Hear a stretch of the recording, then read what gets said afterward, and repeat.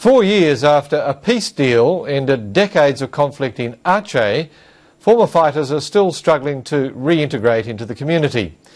Unemployment in the Indonesian province remains high, especially with the tsunami reconstruction program nearing an end.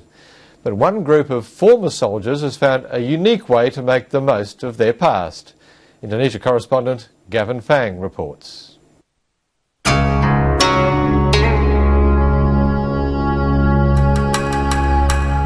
A beautiful river, stunning jungle-covered mountains and knowledgeable guides.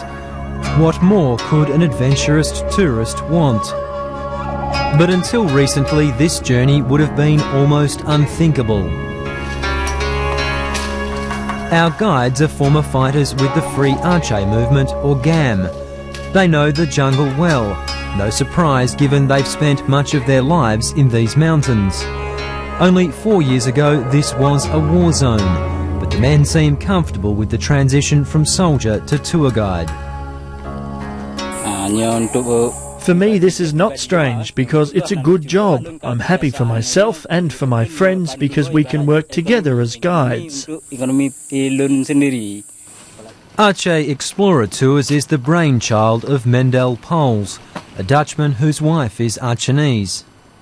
So this is one of the caves in this area, which is actually very beautiful. Some people have actually gone in here, but yeah, it's quite dark. Now at the moment, when since it's raining, a lot of water has entered, but normally you can actually swim inside this cave. 2 years ago, he started recruiting former GAM fighters to go back into the jungle. I got the idea actually from the Vietnam War, where former Viet Cong would show around tourists in their former hideouts, and I went with my idea to the governor, and he issued a recommendation letter to start organizing these tours. For farmers turned soldiers, the men really aren't bad as tour guides. And as we trek up the mountain, they point out what they claim is evidence of Aceh's decades-long conflict. This is a dish used by Indonesian soldiers that fought here, he says. Nearby is a soldier's boot. We don't argue about why it's still lying on this now reasonably well-worn trail. And it's hard to know how much of this is tourist spin or real. But the men's stories of hardship during the conflict do sound authentic. I have a lot of bad memories. The worst is when we were living on top of the mountain. We had a big well for water, but we had been away for a while. When we came back, we found a dead animal in the well, so we couldn't use it for drinking or bathing. But we had to have our food, so we still cooked with the water.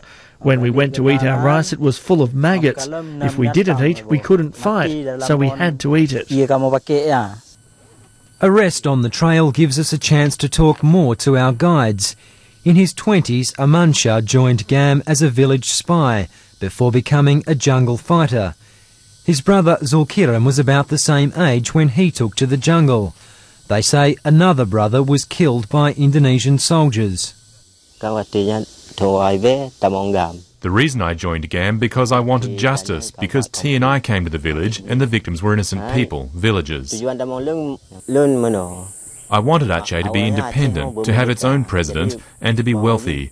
Like now, many people are wealthy.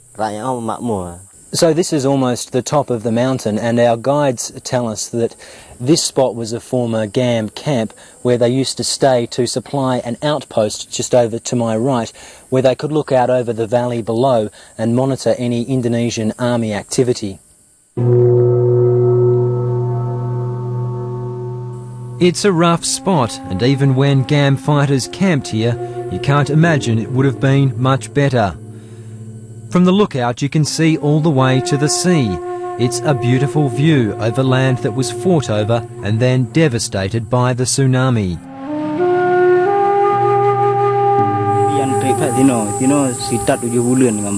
We stayed here to man the outpost, Armansyah says. But about 2 months after the tsunami, the Indonesian army launched a big attack with mortars. Proudly, he says GAM fighters were superior because they fought one-on-one, not with heavy weapons. Amid the camaraderie of these men, it's easy to forget that many Indonesians regard them as violent separatists who fought a savage war against their own country. We were not separatists, we were not terrorists because we were fighting for our right. Indonesia colonised Aceh, so we had to fight. There was no other way than war.